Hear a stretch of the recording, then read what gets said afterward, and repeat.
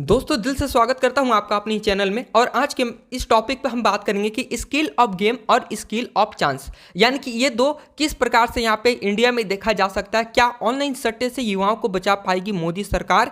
क्या कैबिनेट ने online gaming bill 2025 को जो मंजूरी दी है, और साथ ही साथ यहां तक मैं आपको बताऊं कि ये बिल पास भी हो चुका है, जहां तक जिसमें एक महीने से 1.5 महीने का जो समय लगता है, यानी कि कम से कम 2 वीक्स का समय लगना चाहिए, वो केवल 4 दिन में बिल को पास कर दिया गया। और क्या जो फैंटेसी कंपनियां हैं जो कि पूरे गवर्नमेंट के रूल एंड रेगुलेशन से होकर गुजरती थी, लाइकली ड्रीम 11 की हम बात कर रहे हैं गाइस, जो कि इंडियन गवर्नमेंट को आपको टैक्स भी दे रही है और आपके सारे रूल्स एंड रेगुलेशंस को फॉलो करके काम कर रही थी, क्या वो कंपनियां फिर से बैकफायर करेंगी? क्या इस यहाँ पे इस गेमिंग बिल में कुछ ऐसे त्रुटियां हैं? और लीगल पॉइंट फैंटेसी एप्लीकेशंस के लिए क्या क्या होंगी? क्या ड्रीम 11 वापस आ सकता है? इस टॉपिक में हम आज के मैच में आज की वीडियो में हम बात करने वाले हैं। तो बस आपको वीडियो के एंड तक पूरा वॉच करना। अगर आप चैनल पर नए हो तो चैनल को सब्सक्राइब करके जुड़े, जहां पे आपको क्रिकेट मैचेस के प्रेडिक्शन दिए जाते हैं। क्या ऑनलाइन सट्टे से पहले हम बताएंगे कि जो ये बिल यहाँ पे पास हुआ है, इस बिल का नाम है प्रमोशन एंड रेगुलेशंस बिल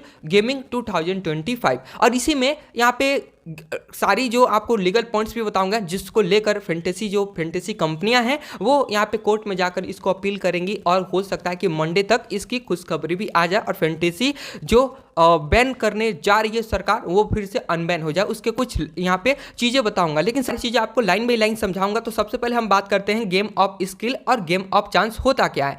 अभी कोर्ट के अनुसार जो यहाँ पे पहले भी 2019 में जो ड्रीम 11 पे एलिगेशंस लगे थे कि ये गेम ऑफ चांस है, लेकिन कोर्ट ने मंजूरी दे गई और कोर्ट से यहाँ पे सारी जो फैंटेसी कंपनियां थी जो कि फैंटेसी स्पोर्ट्स के रिलेटेड थी, उन्होंने केस को जीत भी लिया था। और उसके बाद से गेम ऑफ स्किल जो कि क्रिकेट और टीम बनाने की श्रेणी में आता था, और वहीं स्किल्स ऑफ मतलब स्किल गेम ऑफ स्किल्स और साथ ही साथ गेम ऑफ जो चांस था वो पहले भी इलीगल था और आज भी इलीगल है। फिर से इसको बैक किया गया है कि इसको हम बंद कर रहे हैं। अब जो चीज़ पहले से बैन है, यानी कि गेमलिंग वगैरह, जो यहाँ पे गेम ऑफ चांस चीज़ें जो गैम्बलिंग होती हैं, जो बैटिंग होती हैं, जो साइट्स वगैरह होती हैं, उनको पहले ही बंद कर दिया गया। तो क्या फिर से इसको लाने की क्या ज़रूरत थी? सबसे पहले बात करते हैं हम इन दो चीज़ों के बारे में। यहाँ पे फोकस करेंगे कि क्या होता है स्किल ऑफ गेम्स और क्या होता है यहाँ पे गेम ऑफ चांस। सबसे पहले बात करते हैं यहाँ पे स्किल ऑफ गेम के बारे में। ये होता है फैंटेसी स्पोर्ट्स, जो कि बेस ऑफ नॉलेज, आपके नॉलेज स्किल्स और एनालिसिस से होता है।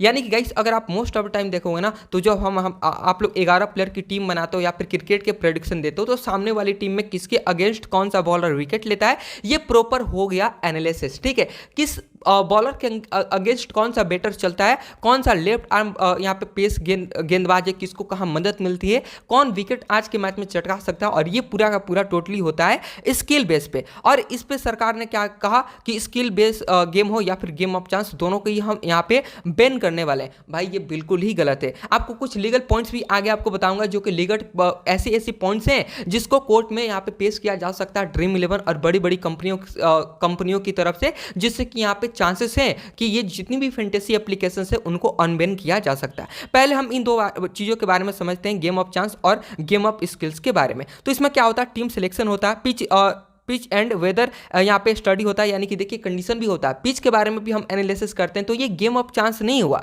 अगर बारिश का मौसम है तो आपको पता चल जाएगा कि बॉलर्स को मूवमेंट मिलता है, तो बॉलर्स को मूवमेंट होने के कारण विकेट्स मिलते हैं। तो कुछ ऐसे भी बल्लेबाज होते हैं जो कि पेस बॉलर के साथ सामने अच्छे नहीं खेल पाते। तो ये टोटली स्किल बेस पे आता है कि आप सोच रहे हो, आप दिमाग लगा रहे हो, और ये आपके दिमाग के अनुसार भी कभी कभी मैचेस चलते हैं। तो उस प्रकार से बात करेंगे तो ये टोटली स्किल ऑफ गेम हो जाता है, जो कि फैंटेसी स्पोर्ट्स में आता है। और वहीं सामने वाली टीम में बात करेंगे बैटिंग गैम्बलिंग की, इसमें बस गेम ऑफ चांस होता है और लक आपके ऊपर डिपेंड करता है। हालांकि क्रिकेट में भी लक होता है, लेकिन 10%, लेकिन यहाँ पे केवल बैटिंग और गैम्बलिंग में केवल लक ही डिपेंड करता है। और लक डिपेंड करने का मतलब गेम ऑफ चांस, वहां पे काफी चीजें ऐसी होती हैं जिस पे आप प्रेडिक्ट नहीं कर सकते कि आने वाला, जैसे कि कलर प्रेडिक्शन अभी कुछ ही दिनों में पहले आया हुआ था, मार्केट में छाया हुआ, तो आप नहीं समझ सकते कि सामने क्या आएगा, कि कलर प्रेडिक्शन हो गया या फिर गैम्बलिंग वगैरह साइट हो गई, तो उन चीजें वो गलत है। गवर्नमेंट उसको बंद करे, वो मतलब वो आप अपने अनुसार उसको बंद करो। इंडिया में इलीगल है, उसको बंद करो, लेकिन जो गेम ऑफ स्किल्स है उसको बंद करने का आपका कोई अधिकार नहीं है। आप बिल भी पास कर दिए, 4 दिन में कौन बिल पास होता, ना उस पर आपने डिस्कस किया, ना कुछ किया, बस कैबिनेट में गया, फिर लोकसभा में, अगले दिन और राज्यसभा में, और उसके 2 दिन बाद प्रेसिडेंट ने भी सिग्नेचर कर दिया। भाई ऐसा थोड़ी होता है। उसके पास आप डिस्कस करो, करोड़ों का यहाँ पे टैक्स रेवेन्यू सर गवर्नमेंट को जाता था। लेकिन ऐसा कुछ नहीं है कि आप मतलब कुछ भी एक ही दिन में आप बड़ी बड़ी कंपनियों को ऐसे निकाल सकते हो, क्योंकि फॉरेन जो इन्वेस्टमेंट होता है वो भी इंडिया में लगा होता है। आप ऐसे डायरेक्ट बंद कर दोगे एक ही दिन में तो ऐसा नहीं चलेगा, ठीक है। तो ये हो गया स्किल ऑफ गेम और स्किल ऑफ चांस के बारे में मैंने आपको चीज़ें बताई, और ये टोटली कोर्ट के डिसीजन और कोर्ट के फेवर में था। कोर्ट ने यहाँ पे मंजूरी भी दे दी थी कि स्किल ऑफ गेम और यहाँ पे गेम ऑफ चांस दोनों अलग अलग हैं। तो गेम ऑफ चांस को बैन रखा गया और स्किल बेस्ड गेमिंग प्लेटफॉर्म को यहाँ पे लाया गया, ठीक है। अब एक और यहाँ पे इन्होंने जो रूल एंड यहाँ पे promotion and regulations gaming bill 2025 यहाँ पे गवर्नमेंट ने जो लाया था, उसमें यहाँ पे एक और बात मेंशन था, रियल मनी गेमिंग, और उसी में स्किल बेस्ड गेम को भी यहाँ पे इंक्लूड कर दिया गया। तो इनका मेन मकसद था किसका, गेमलिंग और यहाँ पे बेटिंग्स जो गेम ऑफ चांस के चीज़ें में आती थी, इनको आपको बैन करना था। लेकिन नहीं, आपने उसी में रियल मनी गेम जैसी जितनी भी साइट्स हैं, मतलब जिसमें भी पैसा लगाकर आप खेलते हो, वो सारी की सारी चीज़ों को बंद किया, और स्किल बेस हो या फिर गेम ऑफ चांस, इसको बस एक लाइन में इन्होंने वहां पे रख दिया। टेरर और फंडिंग, और इन्होंने कुछ ऐसी भी चीज़ें बताई। टेरर और फंडिंग होती है, भाई कैसे हो सकती है, आपके नज़रों में सब KYC ड्रीम 11 पे कंप्लीट हो रहा है, सारी चीज़ें हो रही है, तो कैसे ऐसे टेरर और फंडिंग हो सकता है। हाँ, अगर आप फैंटेसी स्किल्स को बंद कर रहे हो तो सारी जो जब तक क्रिकेट है तब तक सारे लोग यहाँ पे बेटिंग और गैम्बलिंग पे जाएंगे, तो उससे और भी ज़्यादा टेरर फंडिंग का चांसेस हैं, जो कि आपके हाथ में नहीं है रोकना।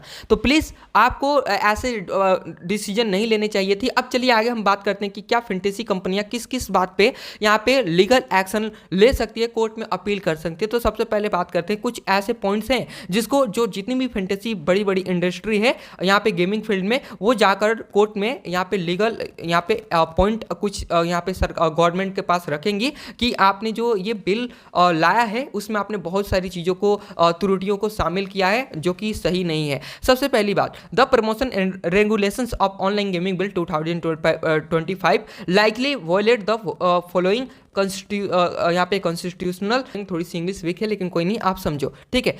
जो ये नया बिल पास हुआ ना, इसमें कुछ कुछ चीज़ों को वॉयलेट किया गया है। कौन कौन सी? आर्टिकल 19(1)(g), इसमें ऐसा लिखा गया है कि अनरीजनेबल यहाँ पे restriction on skill based gaming business. आप स्किल बेस्ड जो बिजनेस गेमिंग चल रहा था उसमें आपने बिना रीजन के आपने यहाँ पे इसको बैन कर दिया, ठीक है। दूसरा आर्टिकल 14 यहाँ पे मैंने हिंदी में भी कन्वर्ट किया हुआ है, तो ये सारी चीज़ें आपको विस्तार से बताऊंगा, पहले आप एक बार इसको देख लो, ठीक है। कौन कौन से आर्टिकल्स हैं जिसको लीगल पॉइंट लेकर जो जितनी भी गेमिंग फैंटेसी यहाँ पे कंपनियां हैं वो कोर्ट में अपील कर सकती हैं, और हाई चांसेस हैं कि 70 से 80% यहाँ पे इनको मौका भी मिलेगा, इनको फैंटेसी अनबैन होने के भी चांसेस हैं। ड्रीम 11 और बड़ी बड़ी जितनी भी फैंटेसी एप्लीकेशन है वो बैक करेंगे। सबसे पहले वो लीगल पॉइंट्स आपको हिंदी में समझाता हूँ, ठीक है।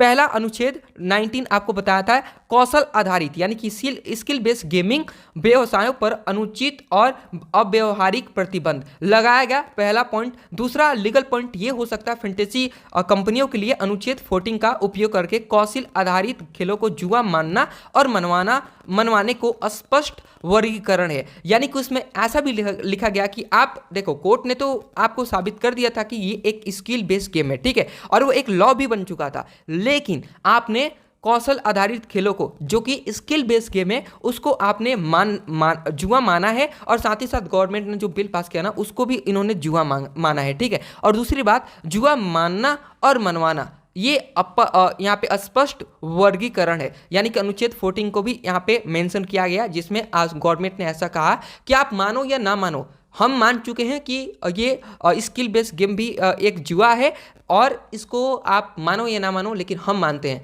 तो ये खुद मानकर ये डिसीजन उन्होंने लिया है। अनुच्छेद 301, ये IPS की धारा नहीं है, ये दूसरा है, ठीक है। चलिए, अनुच्छेद 301 में ये कहता है, अंतर्राष्ट्रीय व्यापार और यहाँ पे यहाँ पे इंटरस्टेट ट्रेड एंड कॉमर्स, यानी कि अंतर्राष्ट्रीय व्यापार और वाणिज्य जो है आपने उसमें बाधा डाला है। क्यों डाला है इसका रीजन मैं बताता हूँ। अंतर्राष्ट्रीय व्यापार का मतलब ये है, गेमिंग इंडस्ट्री आज के दिनों में काफ़ी ज़्यादा टॉप इनकम जनरेट कर रही थी, जिससे कि गवर्नमेंट को भी प्रॉफिट हो रहा था, गवर्नमेंट को भी टैक्स जा रहा था, सारी चीज़ें बकायदा जा रही थी। 30% टैक्स वगैरह को लेकर TDS के साथ साथ टोटल 60% आप लेकर चलो, 60% गेमिंग इंडस्ट्री से सरकार को गवर्नमेंट जा रहा। और ये बिल आने के कारण यहाँ पे जो अंतर्राष्ट्रीय व्यापार और ये जो स्टेट कॉमर्स जो है, इस पर भी बहुत बहुत ज़्यादा नुकसान पड़ेगा। तो ये अनुच्छेद 301 में लिखा गया है। और दूसरा एक चौथा यहाँ पे लीगल पॉइंट ये भी हो सकता है कि आपने देखिए, तीसरा लीगल पॉइंट ये है कि आपने बिना सोचे समझे, बिना डिस्कस किया, और ये बात है भी, क्यों है मैं आपको बताता हूँ। 4 दिन में कोई भी बिल पास नहीं होता है, और अगर आपने 4 दिन में ऐसे बिल पास कर लिए तो भाई बाकी की जो हमारी देश में जो चीज़ें चल रही हैं उसको भी आप जल्दी जल्दी हर एक चीज़, जैसे 4 दिन में आपने ये बिल पास कर लिया, आपको यूथ की इतनी ही टेंशन है तो आप और भी चीज़ें पास करो ना, लाइकली स्टडी से रिलेटेड, जो भी यहाँ पे एग्जाम से रिलेटेड, जो भी यहाँ पे पेपर लीक हो जाते हैं उसके लिए भी आप कदम उठाओ ना। 4 दिन में, 5 दिन में, चलो 1 सप्ताह का समय ले लो, 1 सप्ताह में आप ऐसी चीज़ों को यहाँ पे बिल पास करो जो भी आपको चीज़ें हैं। तो ऐसा आप लोग नहीं करो। चौथा, यहाँ पे 7वीं अनुसूची, यहाँ पे राज्यों के अधिकार क्षेत्र पावर पर अतिक्रमण, क्योंकि बेटिंग और जुआ राज्य सूची का विषय है। अब देखिए यहाँ पे एक और चीज़ है, सारे राज्यों में, कुछ राज्यों में यहाँ पे स्किल बेस्ड गेम हो या फिर कुछ भी, सारी चीज़ें बंद है। लेकिन जो राज्यों का जो प्रॉब्लम था ना, वो था जुआ और यहाँ पे बेटिंग का, ठीक है। लेकिन आपने उस सूची को जो अदर स्टेट का जो यहाँ पे जो मेन प्रॉब्लम था वो था बेटिंग और जुआ, ठीक है। तो आपने उसको छोड़कर डायरेक्ट स्किल बेस्ड गेम, जो कि कोर्ट ने अप्रूव कर दिया था 2019 में ही, जो पहला एक बार इन पे एलिगेशंस लगे थे तो वो कोर्ट ने यहाँ पे वो जीत लिया था, ठीक है। ड्रीम 11 और ये फैंटेसी की साइट्स ने वो कोर्ट में वो केस जीत लिया था। तो आपका जो प्रॉब्लम था गवर्नमेंट को जुआ और यहाँ पे बेटिंग का, राज्यों का जो प्रॉब्लम था, आपने राज्यों के यहाँ पे अधिकार क्षेत्र पर अतिक्रमण किया, यानी कि जो राज्य का प्रॉब्लम था उसको आपने अपने हाथों में लिया, ठीक है। वो राज्य समझती उसको बैन करना है या फिर नहीं करना, ठीक है। और दूसरी बात ये कि आपका राज्यों का जो भी प्रॉब्लम था वो बेटिंग और जुआ से था, ना कि स्किल बेस्ड गेम से। तो ये 4 ऐसे लीगल पॉइंट्स हैं जो कि ड्रीम 11 और बड़ी बड़ी कंपनियां कोर्ट में उठा सकती हैं, और यहाँ पे बैन और अनबैन होने के चांसेस काफ़ी ज़्यादा हैं। न्यायिक फैसलों पर समर्थन मिलता है, ये 4 ऐसे लीगल पॉइंट से लिखा है। इन उल्लंघनों को ड्रीम 11 और जंगली यहाँ पे और यहाँ पे मिनरल एरिया 2024 जैसे न्यायिक फैसलों से समर्थन मिलता है। इसलिए रिट याचिकाओं के लिए यह मजबूत आधार बनाता है कि इसको स्टे मिलने की संभावना 70 से 80%, यानी कि इस जो बिल को पास किया गया इसको स्टे भी कुछ दिनों के लिए किया जा सकता है, या फिर आसिंग यहाँ पे क्या बोल रहे हैं, आसिंग या पूर्ण रूप से बैन हटने की संभावना 50 से 60% है। यानी कि जो भी यहाँ पे स्किल बेस्ड गेम पे जो बैन लगने वाले हैं ना, ये 4 ऐसे लीगल पॉइंट्स हैं जो कि कंपनियां कोर्ट में जा सकती हैं, और इसके आधार पर यहाँ पे इसको बैन और मतलब अनबैन होने के चांसेस 50 से 60% है। तो ये कुछ ऐसी चीज़ें हैं जो कि लीगल पॉइंट मैंने आपके साथ शेयर किए, ठीक है। यह सब न्याय की व्याख्या है और जनहित तर्कों पर निर्भर करेगा। तो वो सारी चीज़ें हैं, और कुछ हो सकता है। देखिए मुझे लगता है कि आपका क्या विचार है, आप लोग कमेंट बॉक्स में जरूर बताना। और सुना है कि टिकटॉक अनबैन हो गया। भाई अनबैन करने का क्या, यूथ तो शराब से भी बिगड़ रहा, शराब बैन कीजिए और नया इंफ्रास्ट्रक्चर बनाइए, हर एक फील्ड में आप एजुकेशन को बेहतर कीजिए, ऐसे बिल पास कीजिए। तो आप लोग ऐसा नहीं कर रहे हो, और जिससे सरकार को प्रॉफिट हो रहा है, बेनिफिट हो रहा है, आप उसको डायरेक्ट बैन कर रहे हो बिना रीजन का, बिना डिस्कस का। तो ये काफ़ी गलत है। तो देखते हैं क्या होता है, ड्रीम 11 और जितनी भी फैंटेसी कंपनियां हैं वो क्या करती हैं। तो thank you so much video को एंड तक देखने के लिए। जो भी अपडेट होंगे वो आपको टेलीग्राम पे शेयर करूंगा। जो भी क्रिकेट से अगर आप लवर्स हो, क्रिकेट की न्यूज़ वगैरह देखते हो, सारी अपडेट्स आपको दूंगा। तो thank you so much video को देखने के लिए। चलिए मिलते हैं नेक्स्ट वीडियो में मिलेंगे, और चैनल पर नए हो चैनल को सब्सक्राइब जरूर कर लीजिएगा, ठीक है।